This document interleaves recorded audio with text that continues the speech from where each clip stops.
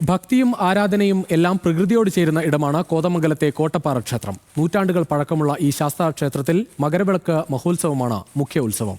വർഷത്തിൽ ഈ ഉത്സവനാളിൽ അല്ലാതെ ഇങ്ങോട്ടുള്ള പ്രവേശനം വനംവകുപ്പിന്റെ പ്രത്യേക അനുമതിയോടെ മാത്രമേ സാധ്യമാകൂ.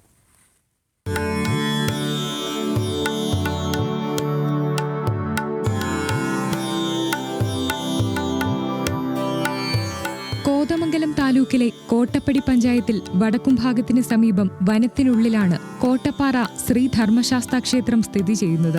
ശിവനും അയ്യപ്പനും ഒരു ശ്രീകോവിലിനുള്ളിൽ ഒരേ പീഠത്തിൽ അച്ഛനും മകനുമായി ഒരുമിച്ച് പ്രതിഷ്ഠയുള്ള രാജ്യത്തെ ഏക ക്ഷേത്രം. കോട്ടപ്പാറ ശ്രീ ധർമ്മശാസ്താ ക്ഷേത്രത്തിലെ മുഖ്യ ഉത്സവം മകരവിളക്കാണ്. മകരവിളക്ക് മഹോത്സവത്തിൽ പങ്കെടുക്കാൻ ദുർഘടമായ കാനനപാതകൾ താണ്ടി നൂറുകണക്കിന് വിശ്വാസികളാണ് ഇത്തവണയും എത്തിയത്. ക്ഷേത്രം മേൽശാന്തി സജി, ക്ഷേത്രം ശാന്തി അഖിൽ എന്നിവരുടെ മുഖ്യ കാർമ്മികത്വത്തിലായിരുന്നു ചടങ്ങുകൾ. മകരവിളക്കിന് അയ്യപ്പ ഭക്തർ കെട്ടുനിറച്ച് ഈ ക്ഷേത്രത്തിൽ വരുന്ന പതിവുണ്ട്. ഇവിടെ ഒരു കാനന ക്ഷേത്രമായിട്ട് ഇത് നൂറ്റാണ്ടുകളായിട്ട് സ്ഥിതി ചെയ്ത് വരികയാണ്. നിരവധി ഭക്തജനങ്ങളാണ് ഓരോ മാസവും ഇങ്ങോട്ട് വരുന്നത്. കൂടാതെ അയ്യപ്പന്മാർ ശബരിമല സങ്കല്പത്തിൽ കെട്ടുനിറച്ച് ഇവിടെ വരാറുണ്ട്. കോട്ടപ്പാറ വനത്തിനുള്ളിൽ സ്ഥിതി ചെയ്യുന്ന ഈ ക്ഷേത്രത്തിന് 2000 വർഷത്തിലേറെ പഴക്കമുണ്ടെന്നാണ് പുരാവസ്തുക്കാർ കണ്ടെത്തിയിട്ടുള്ളത്.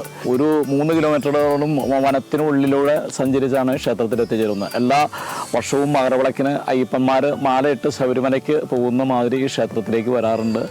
ഉത്സവനാളിലല്ലാതെ ഇങ്ങോട്ടുള്ള പ്രവേശനത്തിന് വനം വകുപ്പിന്റെ അനുമതി വേണം. ന്യൂസ് മലയാളം, കൊച്ചി.